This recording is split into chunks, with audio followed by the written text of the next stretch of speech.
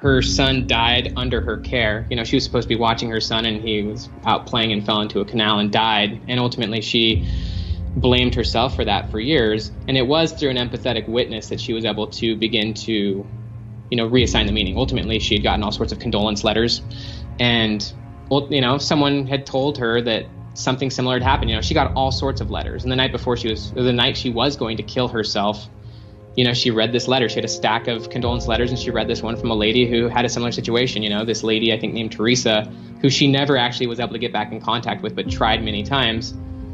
This lady named Teresa who wrote her letter, she was with her 6-year-old daughter, went inside for a little bit to grab the phone or something, came back out, and her daughter had gotten hit by a car and died during the 2 minutes she was inside. And so what Teresa had sent to Melissa in the letter was that, look, you're not a bad parent.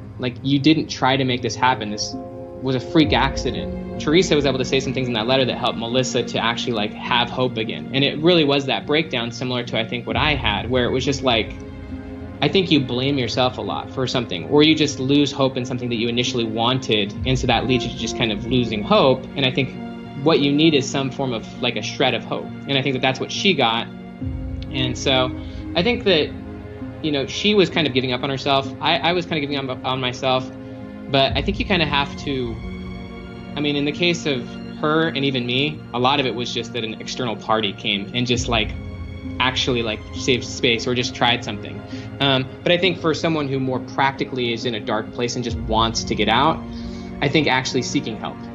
It could be a friend, it could be a therapist, it could be an old high school coach, it could be an old church leader, whatever it is. I think if you just go up and just talk to someone and just literally open up and just be flat out honest. I think that in general, complete honesty and transparency, there's a concept in Alcoholics Anonymous that you're as sick as your secrets. That has a lot to do with trauma. It's just burying things, holding things in. And so I think from a human growth perspective, the moment you just begin opening up about where you're at, how you're feeling, it's kind of like writing things in a journal. Once you have it out, you can actually start to look at it from a different perspective, and then you can start reshaping the meaning of it. And maybe you can even get the help of smart people to help you start rethinking it and maybe looking at it from a more of a hopeful perspective, that you're not a bad person, you're not a loser, that these are crazy things that happen, but you can do something different about it. You can look at it differently, and ultimately your life still has purpose and meaning, and you can still do something with it. I think that trauma is pretty misunderstood. Most people think that trauma is just so focused on the past. In my opinion, it's what actually trauma does to your future. Because from my perspective, your view of your own future is the greatest determinant in who you are. Your view of your future is what impacts you, but a lot of the research on trauma shows that it shatters your imagination towards your future and your hope in that future. And so that's the crucial thing. And so when I began kind of moving forward, I began to rethink my future and start to actually commit back to the idea that I could have a future. And so that's what ultimately led me to having those types of conversations and even being willing to go through that awkwardness or going through that change process, is because I now saw a future that I actually was I want this. I believe that I can actually be something more. Yeah, I would say the past doesn't define the future for two reasons. One is because the past, from your perspective, at least from a psychology perspective, is just a meaning. Memory is always changing. It's always flexible. And so the version of your past that you have right now is probably different from the version of the past you had 3 or 4 years ago, even thinking about the same events. And so the past is really just a story. It's just a meaning. Yeah, there were objective events that occurred, but you have no ability to actually know what those objective events were, because from a psychology perspective, is all we can see is through our perspective, is all we can see is through our subjective lens.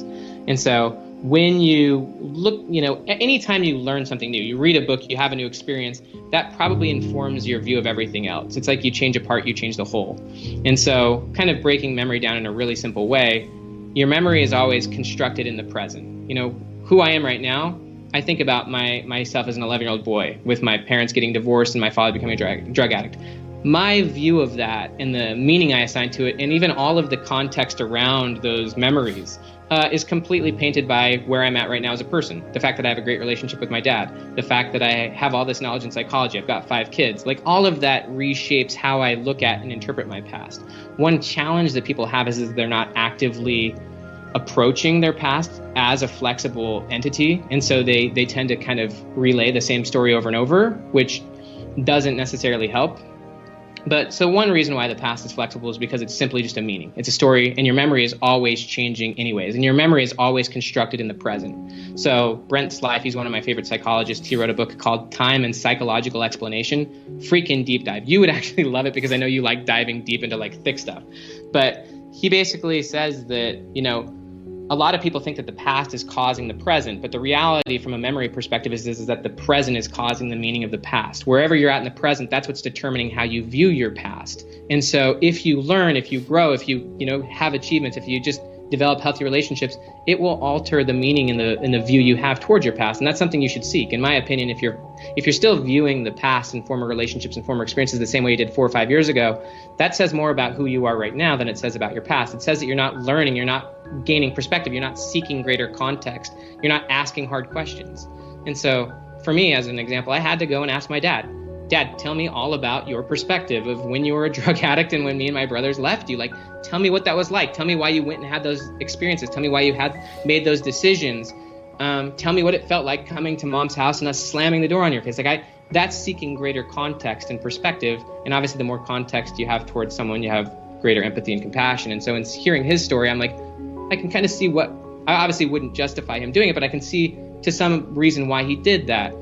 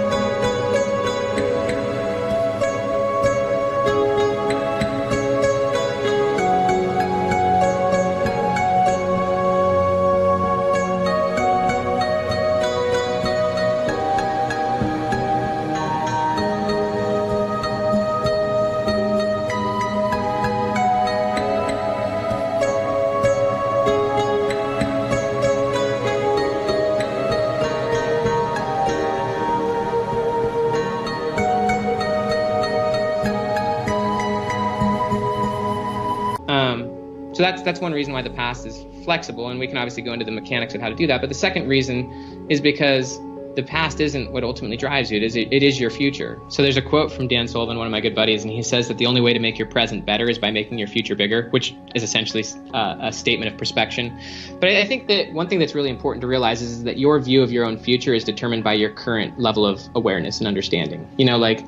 What futures I imagine are different from the futures I would have imagined 3 or 4 years ago, because I now am a different person. I see the world differently. I've had a lot of experiences. I've got knowledge I didn't have. I'm in a context. And so my view, even to imagine or come up with various future scenarios, is fundamentally different than my former self. And my future self will be in the same boat. My future self will imagine different futures than my current self has, because my future self has had experiences and knowledge and awareness that I just don't have. But I think, based on where you're currently at as a person, what do you value most? What is a future worth having? What are things that you value that would ultimately be worth spending your time on? A big aspect of that is just thinking about your future identity, your future self. I think that that's generally the place to start, is who do you want to be? What do you want your circumstances to be? What do you want to be doing? What do you value? Where do you want to be in the future? I think just imagining where you want to be, who you want to be, and what you want to be doing that's hopefully valuable, that's worth working towards or worth creating. I think that that's the first step, is ultimately thinking about your future self, the person you want to be, the situation you want to have, and ultimately what you want to be doing that you can't do at this present moment for one reason or another. And so I think thinking about what's your next step, what's the thing you want most right now? So if you're someone who's single that really wants to be married, what is the ultimate thing you want right now that would reflect your future self at a much higher level than you're at right now? So for me, as an example, when I was in undergrad and I was studying psychology, my next level future self was me as a PhD student really diving into psychology. Once I got there, I really, really wanted to be a professional author. And so I think from a more practical standpoint, what is the next level future self that really excites you? What's, it could be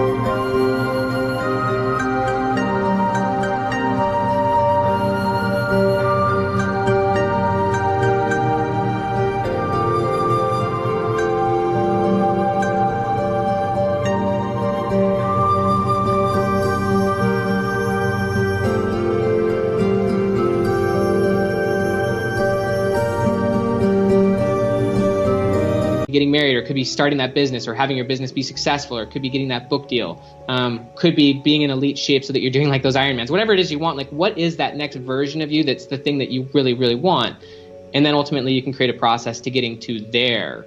But I think just thinking about what's you at that next step, which is obviously maybe a quantum leap or a next level up of your current self and what you really want. The gap in the gain is basically an idea that if you're always measuring yourself against your ideal, you're always going to feel this gap between you and where, whatever your ideal is, and that's going to make you feel unhappy. Whereas if you measure yourself against your former self, where you were before, you'll see progress. There's a quote from Ernest Hemingway. And Ernest Hemingway, the author, the novelist, said that nobility is not about being superior to your fellow man. True nobility is about being superior to your former self.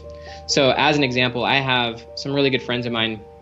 They're in like their 40s. They've got, some kids and stuff, and they've had serious financial issues during COVID, where he's like lost his job. She's gone through like this identity crisis, and they're kind of freaked out because they've got kids and they're like, what the heck do we do? And I just asked them, look at where you were like 3 or 4 months ago. Like, have you made any progress in the last 4 months towards getting yourself into a better financial situation? Is your relationship with each other better? Like, where are you at versus where you were 4 months ago? And they're like, oh yeah, we're in a much better situation. Like, we've made big progress. And that's reflecting on the gain of where you were versus where you're at right now. And that gives you a little sense of confidence and movement. So I think I think it's a good practice wherever you're at, whether you've made big success or whether you're small, is to actually like look at the progress that you've actually made. And I think that really helps you to feel like it actually increases your hope. So it's looking at the good, focusing on the good, and saying, what can you do now because of that?